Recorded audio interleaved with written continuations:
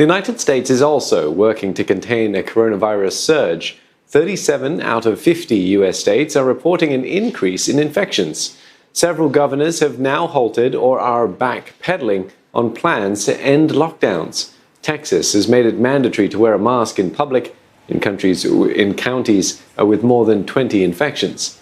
In Florida, Miami Beach has reinstated a nighttime curfew, and Miami-Dade County has also made the wearing of masks mandatory. Chicago is enforcing a 2-week quarantine for all domestic arrivals from states with rising infections, including California, Florida, Texas, and Arizona. Simon Marks joins us from the U.S. Capitol, Washington, D.C., for more on this. Simon, Texas is one of the states to open earliest, but it's facing a setback. How are the people there and in other states dealing with this? Well, I mean, the best way of getting a sense of what's going on in Texas is actually to watch Greg Abbott, the governor, make a 7-minute address to the state yesterday in which very gingerly and very carefully he led up to the news that he wanted everybody to wear face masks. He only actually got to that point of his address 4 minutes in to the 7-minute speech, which gives you a sense of how controversial, even now, 4 months in to this pandemic in the United States, the issue of face mask wearing is in parts of the country where people just do not have a tradition of being told what to do and snapping to attention and doing it. And even after Governor Abbott tells Texans they've got to start wearing face masks, he then goes on to tell them that this isn't a punitive measure. Oh, and by the way, the penalties for not wearing face masks aren't that great, and absolutely nobody will be going to jail if they don't wear a face mask. So that gives you a real indication of the kind of political situation that he's dealing with in the Lone Star State. The same is true in other states throughout the South and the West, where people jealously guard their own personal liberties. And even as Greg Abbott, the governor there in Texas, was saying, our intensive care units are filling up. They're at capacity. This virus is a real threat to every single person who lives in the state.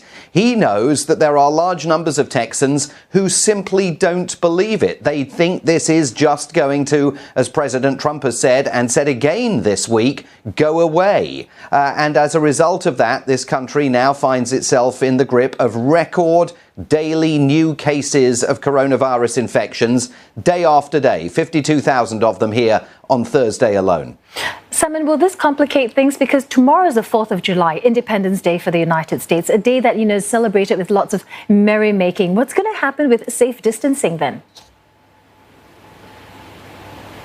Well, I mean, there's no indication, for example, that safe distancing is going to be in place in just a few hours' time when President Donald Trump visits Mount Rushmore in South Dakota. Indeed, the governor of South Dakota has said that there will be no need for the crowd of 7,500 people who are gathering for fireworks there to either wear face masks or engage in safe distancing. So that gives you one indication of what may be happening all over the country. The other issue is that this is not the first holiday that the United States has celebrated in the COVID era. We saw spring break back in March that saw throngs of people arriving on the beaches of Florida. Mardi Gras in New Orleans spread COVID-19 there. Memorial Day just 5 or 6 weeks ago was the official start of summer. Again, crowds of people descending on beaches and swimming pools all over the country.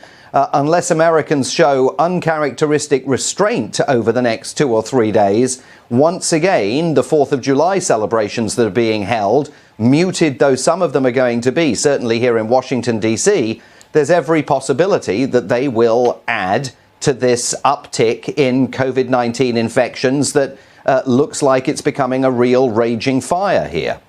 Thanks for that. Simon Marks speaking to us from Washington, D.C.